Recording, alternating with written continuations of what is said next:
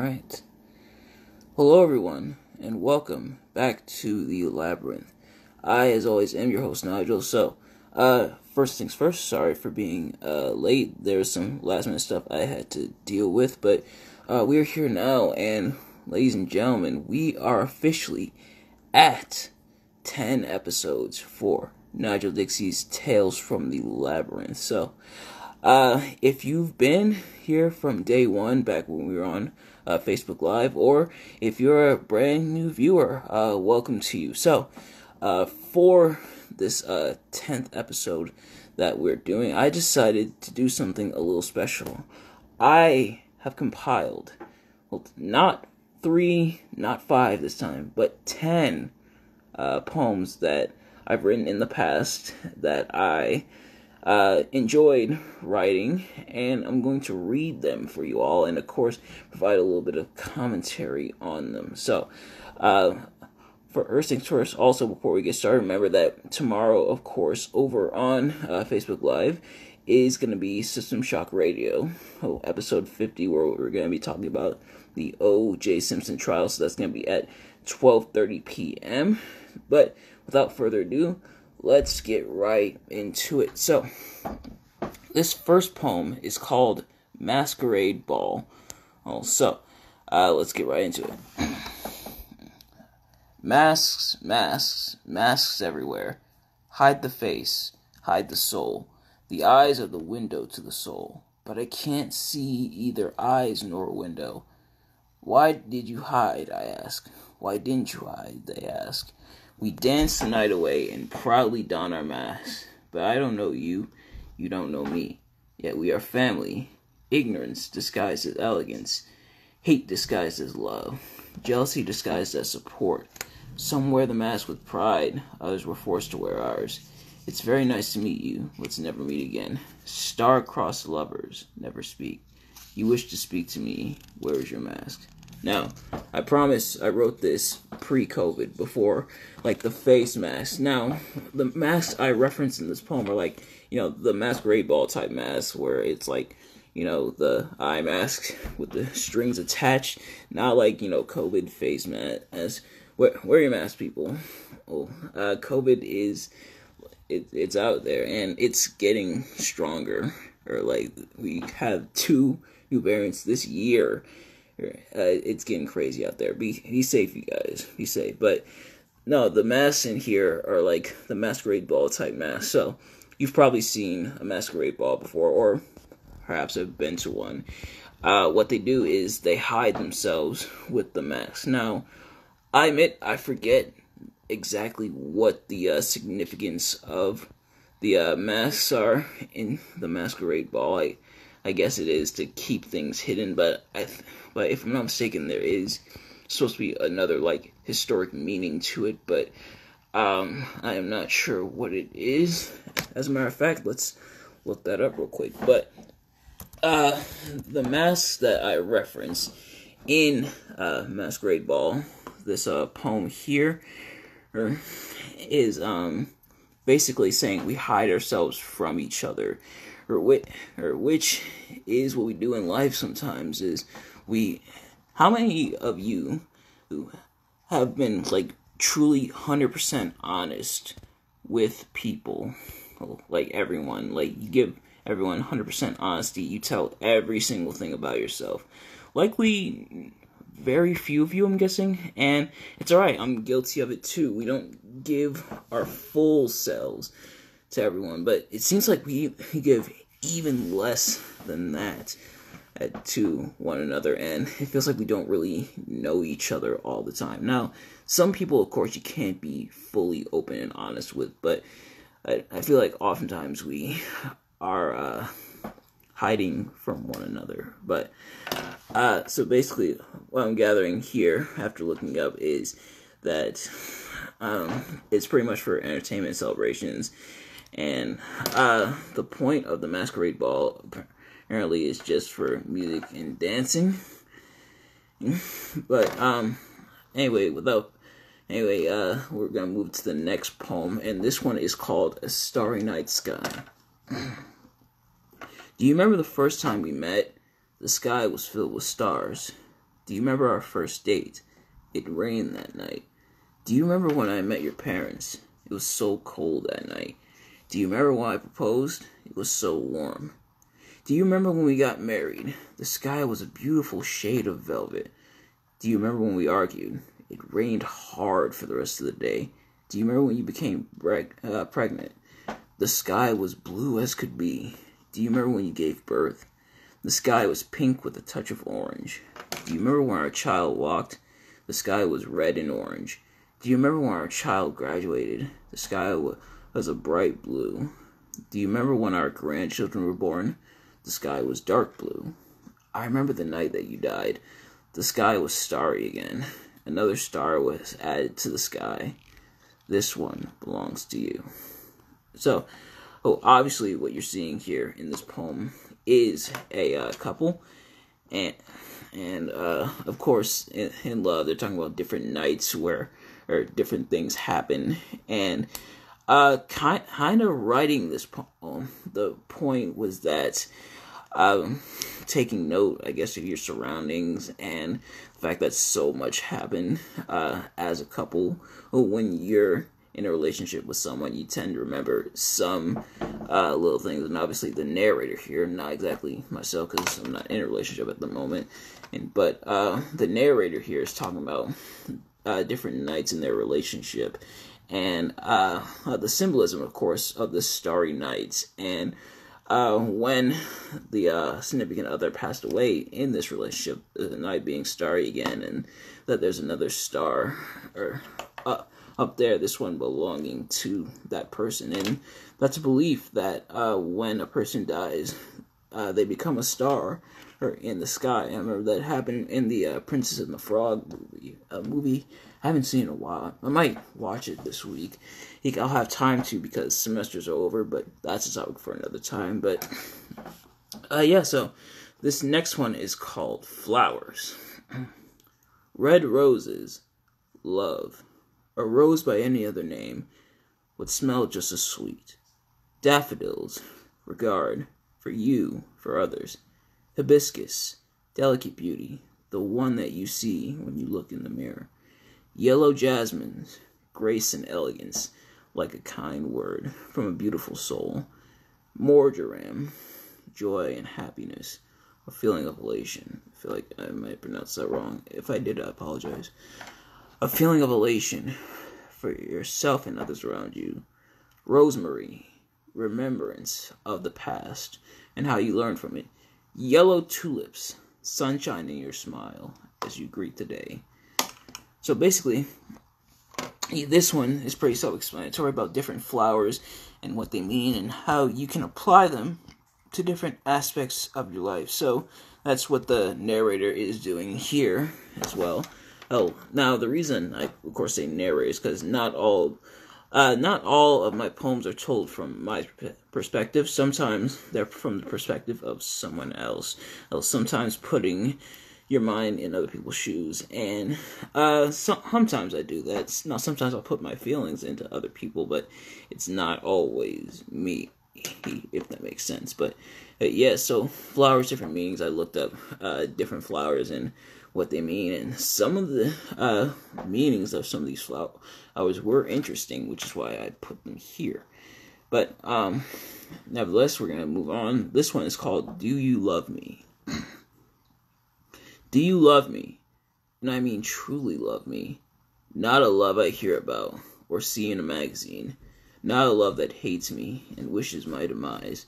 Not a love based on lust, but on true care and tenderness. So I'll switch arms real quick. Do you love me and not pretend that you do? Or do you love the idea of me, what I can provide physically? Is your love genuine, or have we wasted our time here? So, this one is about love, and more specifically, he's separating, I guess, true love from, like, I guess, materialistic love, if you want to call it that. At sometimes we feel like we love a person, but or a person loves us, but sometimes it's the love of the idea of us. Now, well, you may be asking, Nigel, what's the difference? Loving a person versus loving the idea of a person. And when you love that person for who they are, what they do, what they provide, what they mean to you.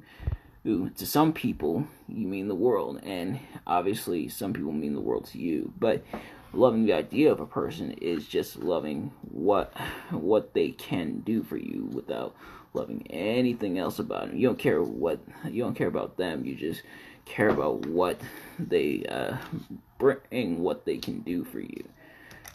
So that's that, and I want to make a differentiation between the two, if that makes sense. But this next one is called Look for Me. Look for me when you can't find me physically, when I'm not seen, when I'm not heard. It doesn't mean I'm gone when you can't find me outside. Look for me inside your heart, is where I dwell when eyes cannot see me. So, this one, and again, kind of self-explanatory a little bit. It basically, life is short, and we're not going to be around forever. But we're remembered in life through the impacts we made, how we influence other people, how we've impacted the lives of other people. And that's how they remember us. So if you lost a loved one, oftentimes to others, maybe your children, grandchildren, whoever, you tell stories about that person. Some of the funny stuff that you guys went through, the funny, the not so funny, pretty much all like the moments and stuff that you guys went through. And you remember that person, and when you talk about that person that way, you can kind of see them standing there, and pretty much remember their words, remember their voice, stuff like that. But yeah, so this next one is what to write. I didn't know what to write. I couldn't think of a poem. I had no words to convey. I had no clever rhetoric to spew. My head is filled with words and ideas. My heart is filled with feelings. My hands want to write, but they don't know what to write. I decided that the best thing to write was that I didn't know. The real reason I know now is because I didn't know. Okay, how many of you guys have ever experienced a writer's block?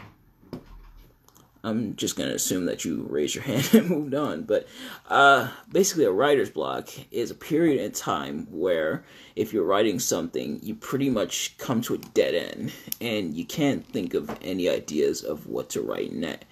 If you're writing like a short story or something like that, and you may be at a loss, like, okay, where do I go next with this? And turns out, same thing happens in poetry. So, at the time, now this poem, unlike a few of the other ones I read, this one is 100% from my perspective. So, during this poem, I was at a loss. I had no idea what poem I wanted to write. So, I decided I'm just going to write that I didn't know what to write and turn that into a poem. And, got over my writer's block. Getting over a writer's block is so satisfying. And it's probably one of the most satisfying things ever. It's like ironing out a wrinkle, and it's gone, and your shirt looks nice, and it's so euphoric. But this next one is called This Girl. So there's this girl. She's the most beautiful girl in the world. Beautiful from the inside and out. Beautiful eyes that you could get lost in for hours. Lovely hair, flowing like a gentle river. A warm smile that could light up the darkest room and warm the coldest heart. Outer beauty that brings a strong man to his knees, but inner beauty as well, radiating for all to see. A sweet scent that can make a runny nose stop in place. Just the thought of her could have you daydreaming for hours in front of everyone, looking like an idiot, but you don't care, because this girl is so beautiful that you have no shame thinking about her all day. So, this one is kind of from my perspective, but realistically, this one could be anyone's perspective.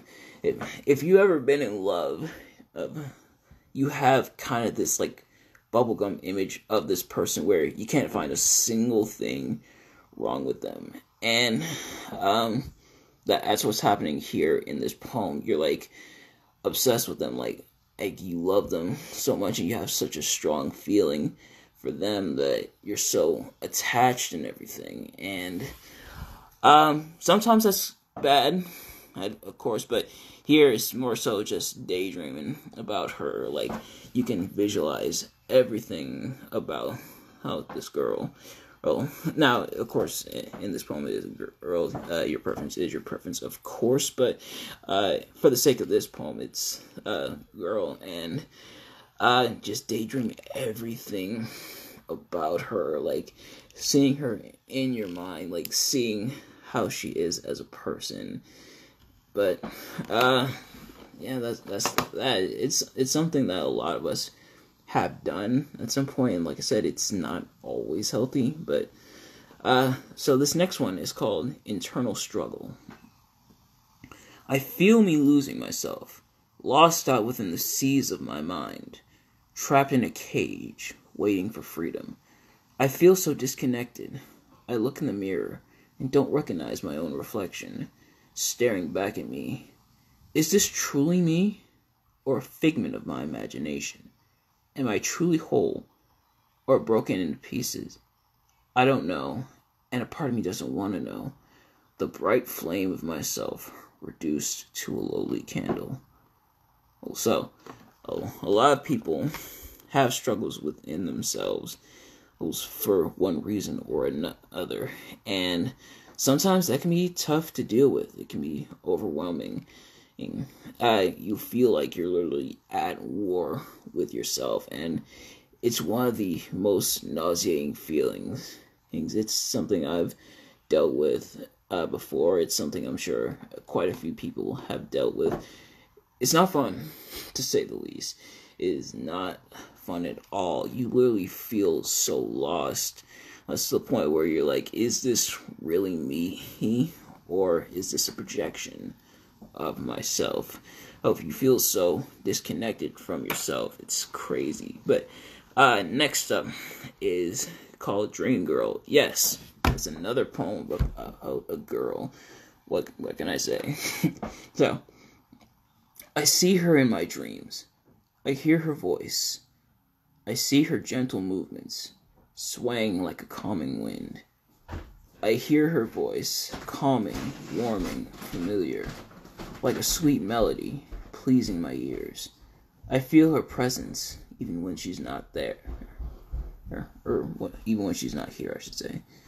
Her presence is in my head. Her home is in my heart.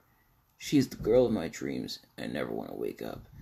So, the meaning of this poem is kind of like the last poem, also about the girl. In fact, if I'm not mistaken, I'm pretty sure I wrote this poem about the same girl.